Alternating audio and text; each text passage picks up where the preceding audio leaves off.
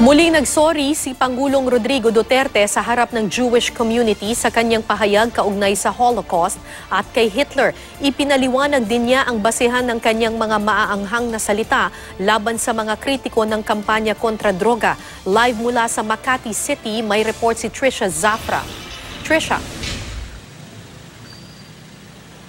Kara, dumalo ngayong gabi si Pangulong Rodrigo Duterte sa Rosh Hashanah o Jewish New Year ng Jewish Association of the Philippines dito sa Makati City. Nagkataon naman, Kara, na ang okasyon na yan tumapat ilang araw matapos magkaroon ng hindi pagkakaunawaan. Bunsod nga sa naging pahayag ng Pangulo kung saan nabanggit niya ang Nazi Germany leader na si Hitler, ang Holocaust at ang kampanya ng gobyerno kontra droga. Hitler massacred 3 million Jews. Now, there's a 3 million drug addicts. There are. I'd be happy to slaughter them. At least, if Germany had Hitler, the Philippines would have. But, you know, my victims, I would like to be all criminals to finish the problem of my country and save the next generation from perdition. Inulan ng batikos ang pahayag na ito ng Pangulo mula sa international community. Ngayong gabi, humingi ng paumanhin ng Pangulo sa nabitiwang pahayag. That I was portrayed and pictured as Hitler. And so, true to my character actually, I am one who would never say, no, I am not that. I just would write on this and say, okay, I am a Hitler and I will murder this 3 million drug addicts. But in doing so, I mentioned the word Jewish. And that was what was terribly wrong. And for that, I apologize. And that is why I'm here. I really came here to say I'm sorry. Because we are safe. Why? Because we are friends. And we can never quarrel because we do not own lands there.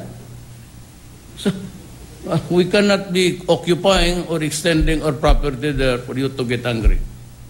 We're so worlds apart. So what is really the basic common among us? What is the common denominator that makes us decent? God.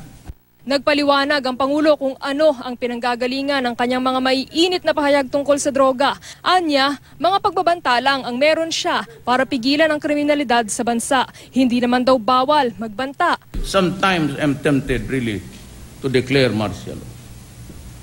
But it is not feasible to say, well, fine. That's why I declared a state of lawlessness. Because narco-politics has entered my country.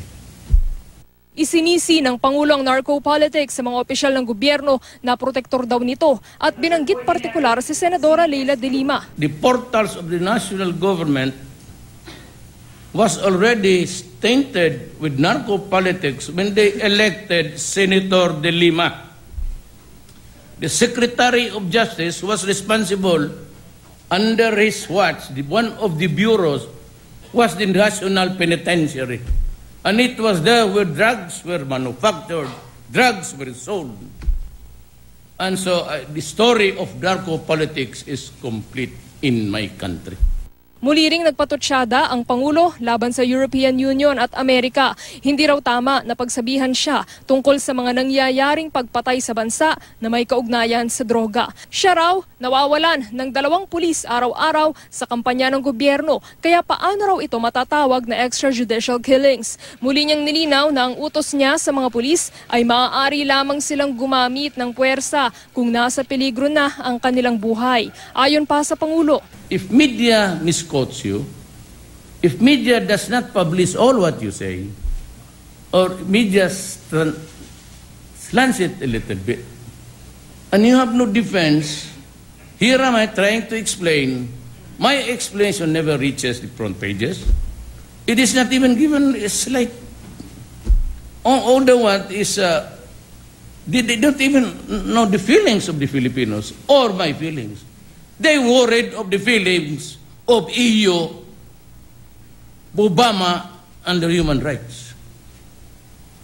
They are worried about how these guys feel towards the Philippines, when after all, they do not really care.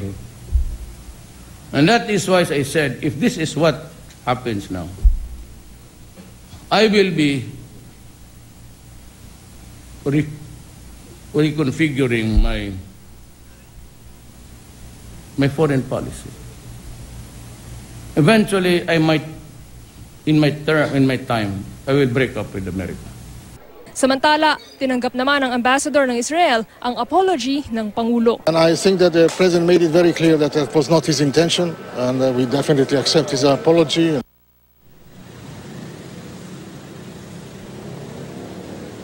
Kara, pagkatapos dumalo ng Pangulo, diyan ay meron pa raw itong pinuntahan na isang private engagement ngayong gabi. Kara?